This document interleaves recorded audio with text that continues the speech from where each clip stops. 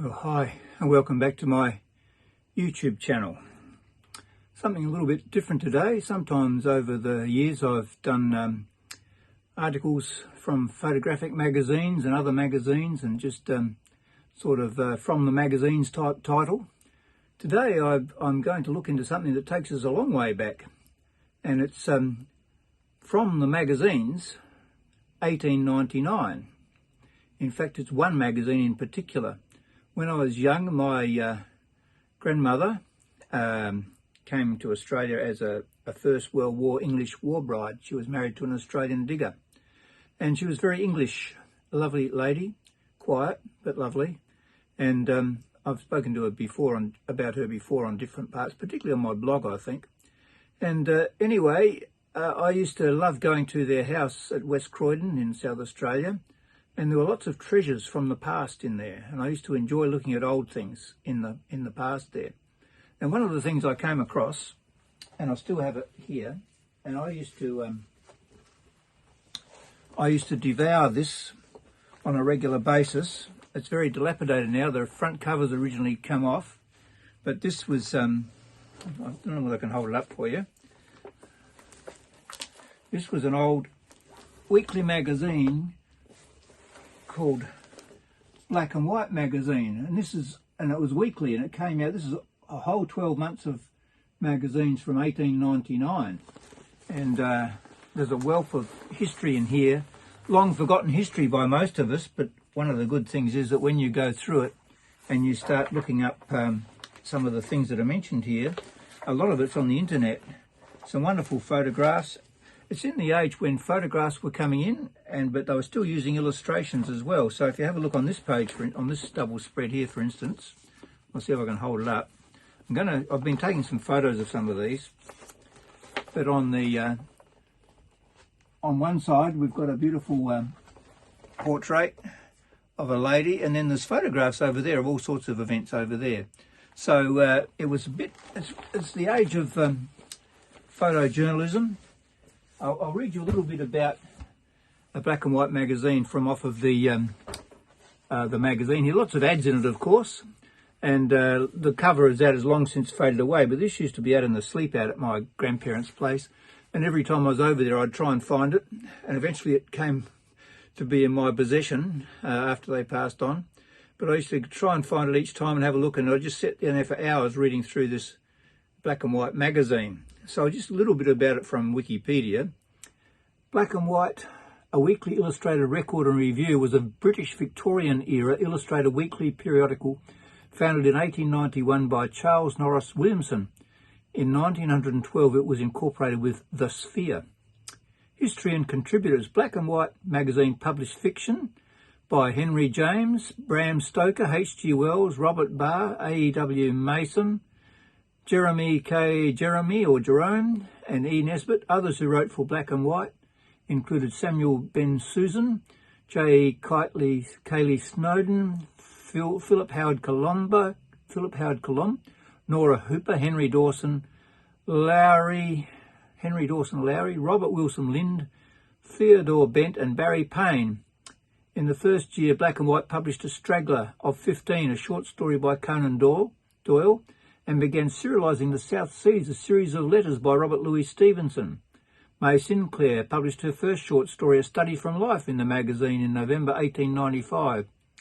The periodical carried art by Harry Furness, Mortimer Menpes, and Richard Caton Woodville, and photography by Horace Nichols. And it goes on to talk a bit more about it. It wasn't just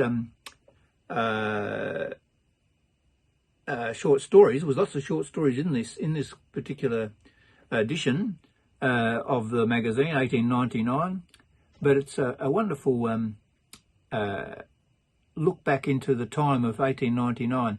And my grandparents were born in the 19th century, I guess, and died probably halfway through, or a bit more than halfway through, around about 1970-ish or something like that, 1980-ish, when they died.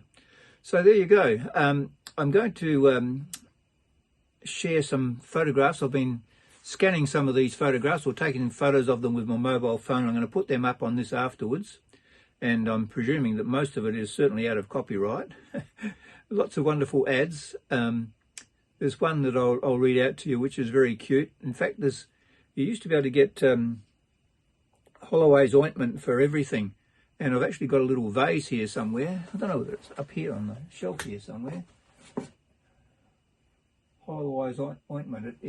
I found it down the beach one day, this little ceramic jar, and that's an ad for that in there, and Dr. Williams' Pink Pills for Pale People.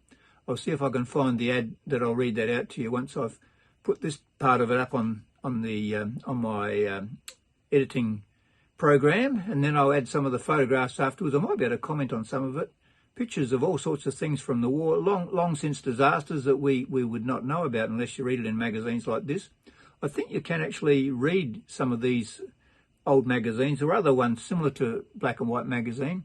You can read some of them that people have taken the trouble to upload them onto the internet. So if I can find a link to this one, this magazine, I'll put a link underneath. But anyway, thanks for watching, and we'll just segue now into some photographs that I've been taking of the illustrations on this 1899 magazine. Maybe from time to time I'll pick on articles over the next few weeks or months and just share some of them with you. But I've found some real gems and stuff that you never would have known about. Well, you would have when you lived back then, but long forgotten from our own personal histories. We never knew them. So thanks for watching, and keep on watching, because I'm going to be putting up some photographs that I've been taking. They'll be a bit rough because I've just been standing here leaning over taking photos with my phone. But anyway, see how we go. Let me know what you think. I'll see you next time, but keep watching. Okay, so here we go diving into the Black and White magazine. These are some pictures of some actors at home. You can't see the total reading up there, but it's talking about the Savage Club, which was an interesting club in Melbourne, in London, which is still going, and lots of notable people are involved in the Savage Club. You would be interested if you look up the Savage Club on Wikipedia and find out what it's all about. But this photo was taken by R.W. Thomas. So there you go. There you go. You can have a look. This is back at the turn of the century, last century, when photography was just coming in, but there was still a lot of illustrations in magazines. And this magazine sort of reminds me a bit of Time magazine. Anyway, there you go. There's some nice photography. And you can look up that photographer, see if you can find him on Wikipedia. And there's an illustration of an illustration, of course. You know, the sort of illustrations, and they had lots of the ads for everything that they had back then were really terrific ads. And of course, this was in the days of you had cures for everything. So there's the Crown Prince of Sweden and Norway. And there's an interesting page there. And this was the, what is it? It's Dr. Beers and the Consolidated Mines Limited Annual General Meeting, 1899, with some very notable people there. There's a lot of information about Africa and different places in the Commonwealth and whatever on this magazine. Now, this one here, there's a lot of illustrations of ships and battleships and disasters and everything. This is the Collingwood rams, the Curacoa at Plymouth. See the passing hour, drawn on the spot by Bernard F. Gribble. So there you go. You can look that up and see what actually happened. Look that up on Wikipedia. The Collingwood rams, the Curacoa at Plymouth. And here we've got the opening of the new Lancashire Railway. Sir Matthew White Ridley cutting the first sod. Photo by Nixon from Fleetwood. There's someone else you can look up and see about if there's any information about them on there.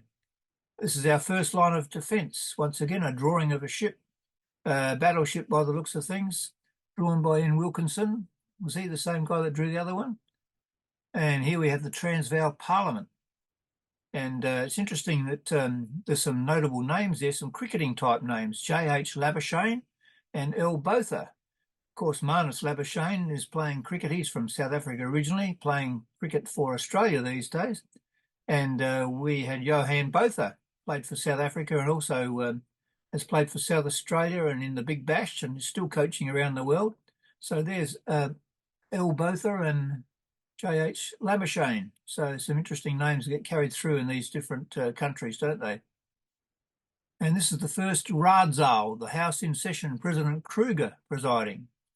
I think President Kruger was South Africa, wasn't he?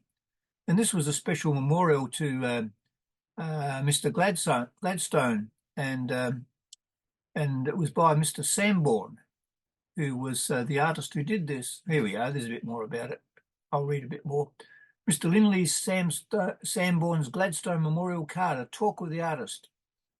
A great deal of interest has been aroused over the beautiful design of a memorial card, which is about to be issued to subscribers to the fund being raised by Liberals to place a monument of Mr. Gladstone in the Palace of Westminster.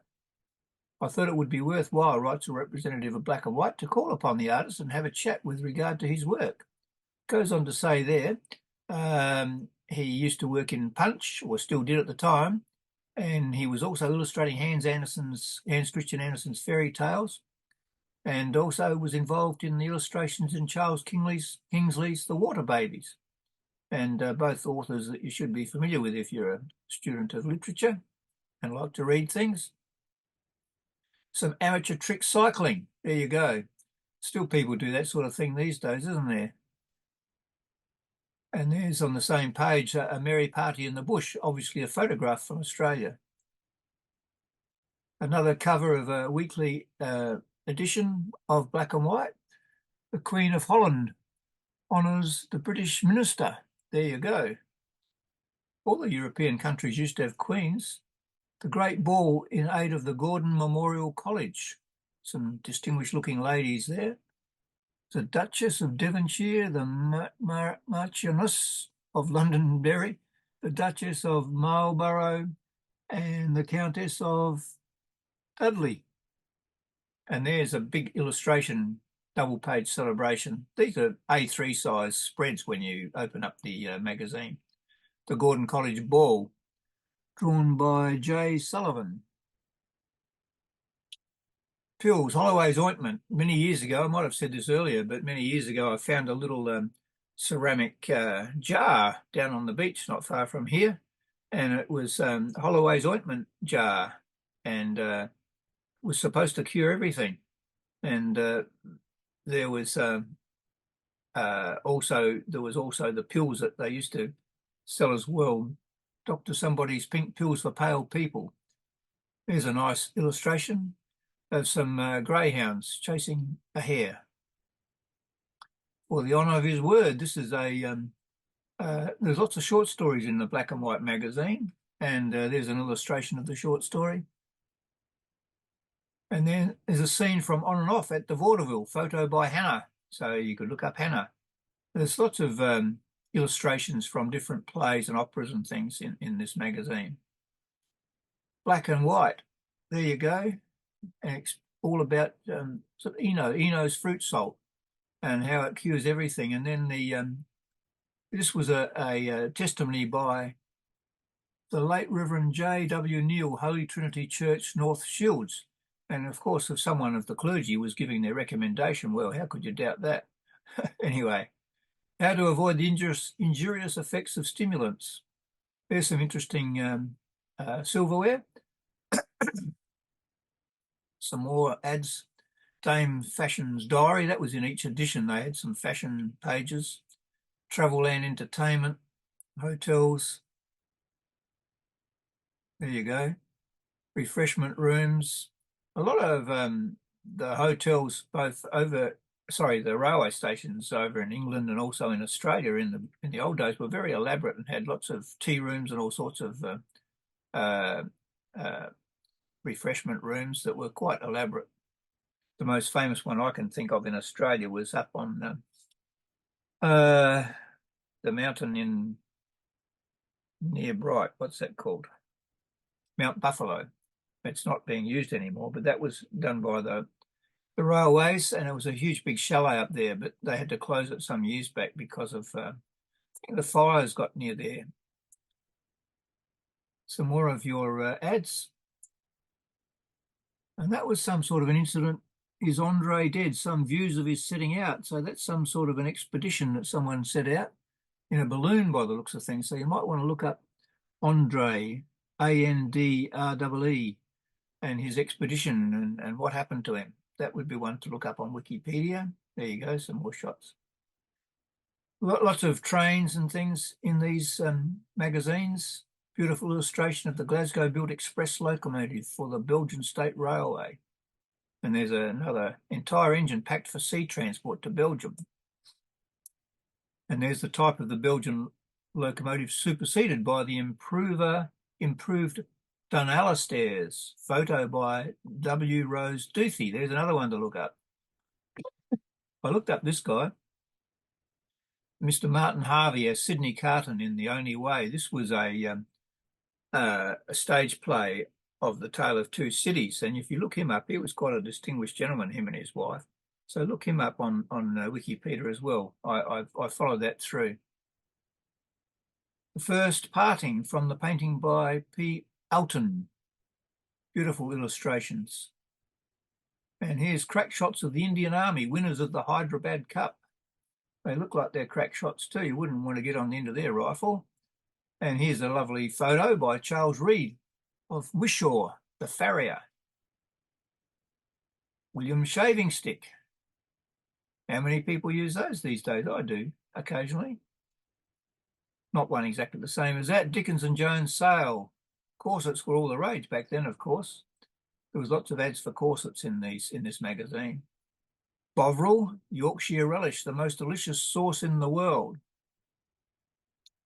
And Bovril, of course, in wintry weather, Bovril, unlike the artificial stimulants so commonly resorted to, rallies the system up to resisting point. It supplies a store of warmth from a store of strength. It nourishes the blood and makes brain, bones, and muscle. It is the surest safeguard against colds, chills, and kindred ailments, and has proved invaluable in arresting incipient influenza. Some more fashions from Dame Fashion's diary. An ad for the Parisian Diamond Company. Another cover of black and white. The late M. Félix Faure, the President of the French Republic. He died around about this time, and there's quite a few pages devoted to him. Not sure who that guy was, but you could look him up. And The Passing Hour, I think that's called. You can stop your computer and read some of these if you like. This one here I found very interesting. This is, you think, well, things haven't changed much. I'll just read this bit here. Once more, the bear, of course, the bear being Russia. Once more, the bear is on the hunt for prey, and this time it is Finland that must be sacrificed. Yet while the Tsar is determined to Russianize his Finns, the curious thing is that his diplomats are adopting the bland methods of the heathen Chinese. Count Cassini's little story of Russia's eager desire for the open door is one of the most charming fairy tales that ever saw the light. Really too good for our knowing friends at Washington. It is unfortunate for this imaginative diplomatist that the Lord Charles Beresford is at hand with a number of home truths based upon a personal knowledge of Russian methods that cannot be contradicted. Russia's little game, this is what I found interesting, is too well known nowadays to be all the better of whitewashing. The sooner our own government appreciates this fact instead of resting on its oars, the better for our interests in China. We trust that Sir Claude MacDonald will be allowed a free hand to deal with the Shanghai difficulty in the most drastic manner, and that the English capital invested in Chinese railways will not be endangered by Russo-Chinese intrigue. What comes around goes around, doesn't it? And this is the late President Faure, Prince Alfred Faure, I think, lying in state. Wreck of the Loch Fergus. So there you go. You can look up that one about the wreck of the Loch Fergus. What happened there? Photo by Lafayette. Now I looked him up, and that was a family photography business, I think, in France, and worth having a look at, I think. Émile Loubet, the new president of the French Republic. And that was, now there's some illustrations of the late President Faure going shooting. Copyright photo by the British Mutoscope and Biograph Company Limited. So there you go, that's interesting. You could look that up. And these are some photos of the last of the late president, the first of the new. The late president in his study, photo by Russell. The late president and his family at lunch. And then this is that actor I mentioned before, The Only Way at the Elysium. That was that actor that I said you should look up. So it had a long run. That play had a long run. Richard III at St. Augustine's, Ramsgate. Photo by Palmer. St. Lawrence on the Sea. So that's a photo, not an illustration. Irish international hockey team. Welsh international hockey team.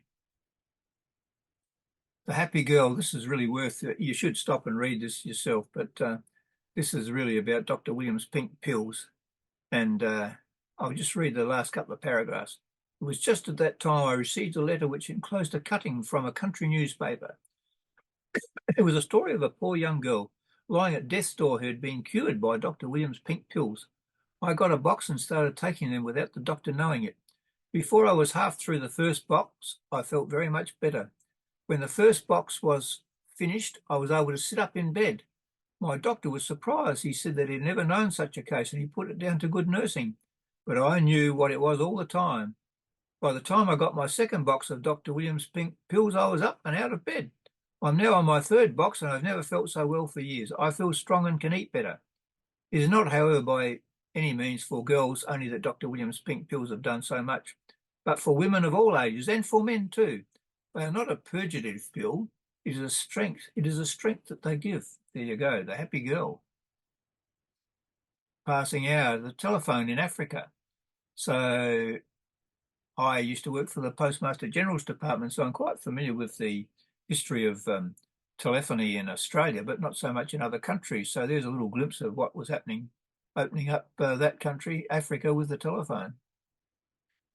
The Cape to Cairo telegraph. So I've got photos of the people in Australia that similar to that who were involved in telegraph setting up in Australia.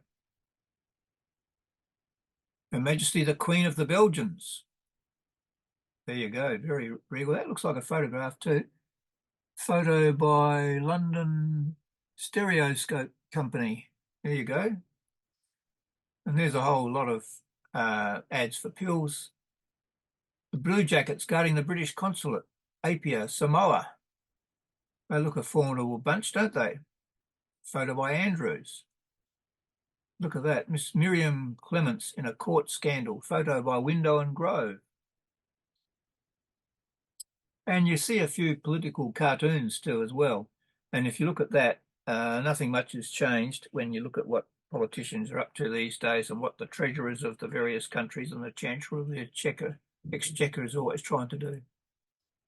Riding around the banner man.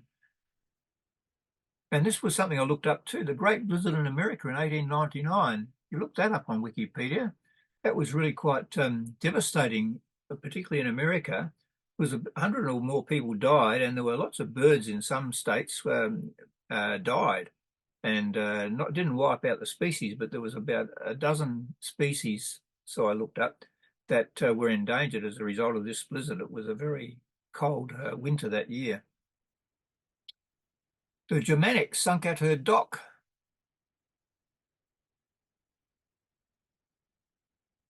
This one here is Field Marshal Death. See the guy with the skeleton up on the horse there?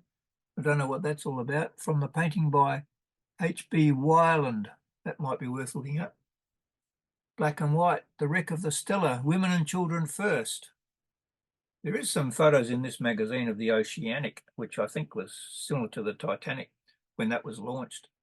I think we'll end it just there. So thanks for watching. Like if you like, subscribe if you wish.